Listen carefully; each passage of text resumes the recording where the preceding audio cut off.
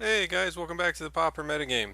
Today we're going to take a single episode to do a little timeout here, and we're going to have a little bit of story time with MSP.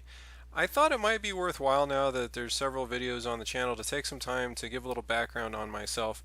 For those of you who don't really care, I don't really blame you. If you're just into the deck text and the deck analysis, just come back next week and we'll get back to normal stuff. I thought you might want to know who's sharing this information with you. Why in the world should you listen to what I have to say? Well, first of all, you can just, take any commentary out there on the internet for what it's worth and assess it on its own merits, right? But I thought I might share a little bit of my background so you could have a little bit more confidence, hopefully, in my analysis in these deck techs and breaking things down and whatnot.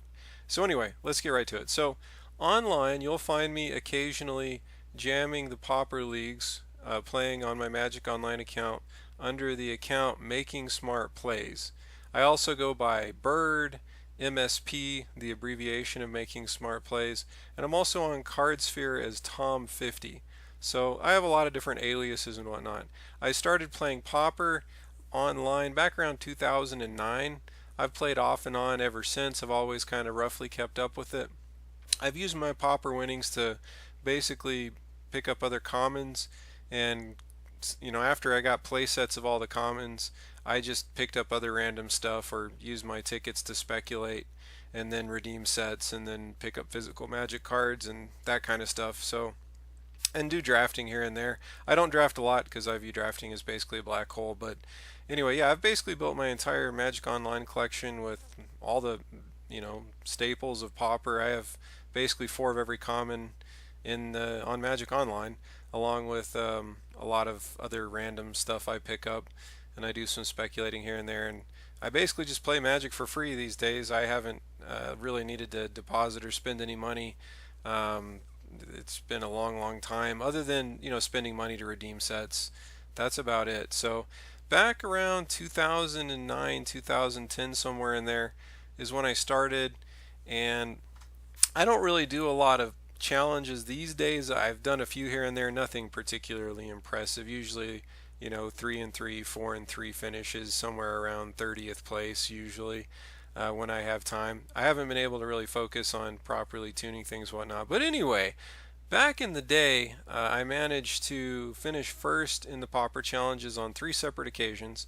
So the first thing that I've kind of dirtled to getting to, but basically my first qualification as a quasi Pauper expert is that I've actually taken down 3 Pauper Premier events. Now, I don't know how many people have taken down at least 3 Pauper Premier events over the course of time. I'm guessing it's a fairly small number of people.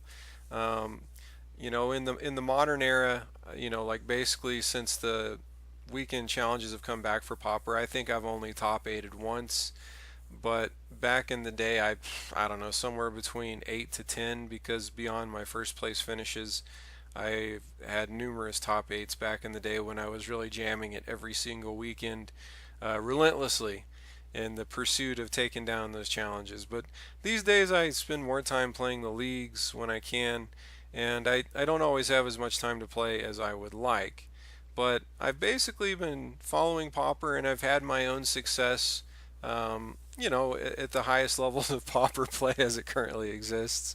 Here and there when I've been at it, I've been, I guess you could say, financially successful in terms of funding all my Magic Online play through Pauper.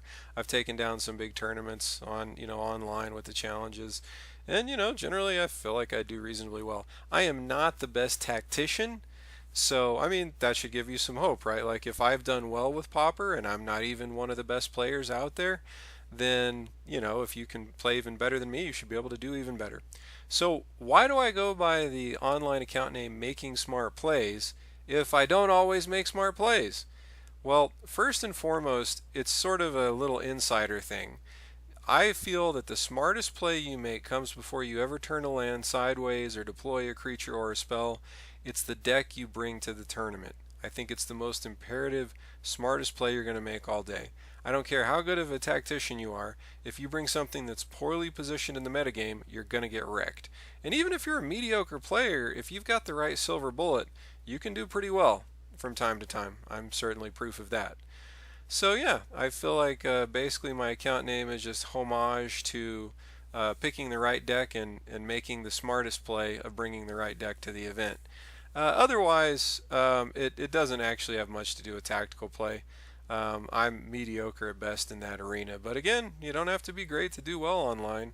As long as you tune your deck correctly and just learn some basics here and there, you're going to tear it up. So anyway, that's a little bit about my background. The reason I started this channel was I figured, well, I've been jamming Pauper for like a decade. There's a lot of new people coming in now, and I figured I could, put in a modest bit of effort and just kind of break down some of the basics on some of these decks because frankly it's kind of sad how little Pauper content is actually out there. So I figured let me put something out there just so people have something that they can get a little bit more than just the really basic stuff that you might get from some of the really superficial passes. I mean, granted, I don't spend a lot on a big production budget or anything like that. I just have so little time with my job and my family and all the other things and responsibilities and real world stuff, all that good stuff, that I don't have time. So, basically, deep on substance, deep on the actual, getting under the hood and going more in depth than you're probably going to find most other places, but without all the frills. So I mean that's a particular type of thing, and frankly, I don't really care if the channel gets huge or anything. I just hope that I'm able to help a few people, maybe do a little bit better at a Pauper event than they otherwise would have. Also, I don't really have any intentions of trying to make any money. I'm not going to set up any Patreons or any of that kind of stuff. At least I really don't think so because, again, I don't really care about that. I just set this up to try to help some people be able to play a little bit better. If you ever want to give back to the channel or anything like that, then the best thing you can do is tell somebody else out there about Pauper. Tell them what a sweet format it is. Maybe build a few physical decks so you can take it to your local game shop and play some games with people and help them to understand that the gameplay is much more profound than they would expect. At least for most people, when they think of an all common format, they don't really understand the breadth and depth of things that are going on. So yeah, that's a little bit about my background, a little bit about basically my motivation for starting the channel. And right now, basically, I'm just trying to support the format. I wouldn't even be playing Magic if it wasn't for Pauper. Just getting truly into the story time aspect of this. I When I started out with Magic Online, I just threw my money away drafting like a lot of people and had fun, but it wasn't something that was long or unsustainable unless I wanted to always be dumping money into Magic Online, and I didn't. So there came a time where I basically just stopped and played physical paper Magic, but then I moved to a location where I could no longer go to a local game shop or anything like that. So I was limited to Magic Online. So I remember logging on one day going, well, I don't really want to draft and I don't want to spend all the money to jump into standard and the rotations and everything. It's just brutal to keep up with. And lo and behold, I learned about Pauper. And this, like I said, this was way back around late 2009. And I thought, hey, that's pretty cool. I can easily afford to play this format. So I hopped in and started doing well, and one thing led to another. But I would not have invested in Legacy or Standard, back at that particular point in time. And I didn't have any place to play physical Magic. So yeah, I mean, if it wasn't for Pauper, there's a really good chance I just would have completely quit, and there wouldn't have been much to bring me back. Because eventually I divested myself of most of my physical cards. So, but with Pauper always kept me connected to the game, and because I kept doing well and kept making tickets and more tickets and more tickets, I had to do something, and so, I ended up playing some modern, block constructed, standard, legacy.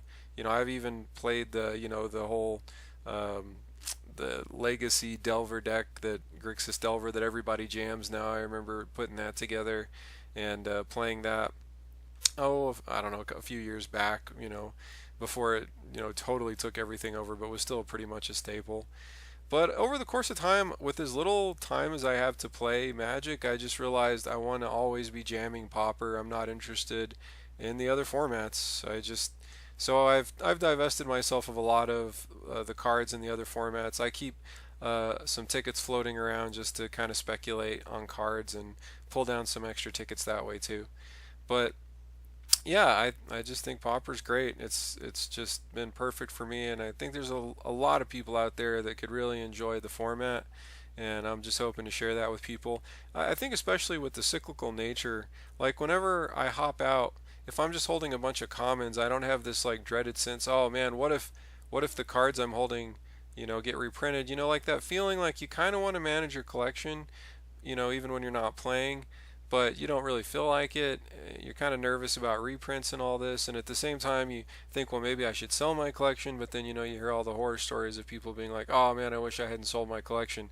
Well, when you're holding a lot of pauper stuff, you don't really have to care. Contrary to popular belief, people will say that, oh man, you're going to get wrecked by reprints and all this if you're holding commons, but I mean, by and large, the really valuable commons, a lot of the times they get shifted up to uncommons if they get expensive, and a lot of commons don't even get reprinted that much. And even when a really quote unquote expensive common, that's like $3 or $4 gets reprinted, it goes down to $1.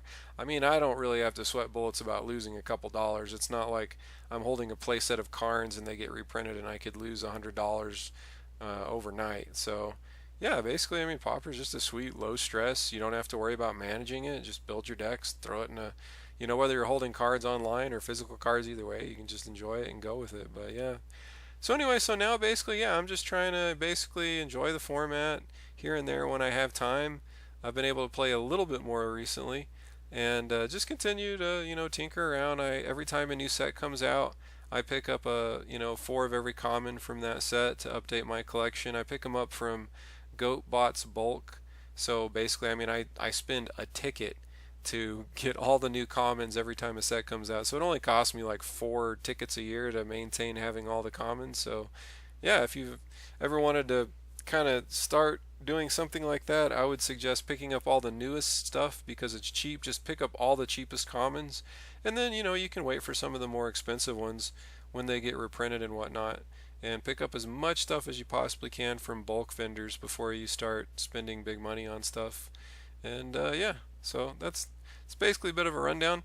I do have a little bit of a teaser here at the end for the next thing that's coming around. I'm pretty excited because next week I'm hoping to bring you an update on the Augur Slayer, I'm going to call it. So basically, I've been tinkering with stuff trying to find a deck that you can jam against these Izzet Delver decks, these blue-black angler decks, these tireless tribe decks, and have a really high win percentage against those decks. So I think I've found something. I've played 13 or 14 leagues. I'm going to try to get to 20 leagues, but if I, whatever it is, sometime next week, I'll go ahead and put the info out there. Basically, as nearly as I can tell, I have an absurdly high win percentage against blue-black angler decks, against red-blue Izzet Delver, against tireless tribe. I mean, I annihilate those decks, but I do get overrun by like really fast aggressive decks, and I have kind of, I think,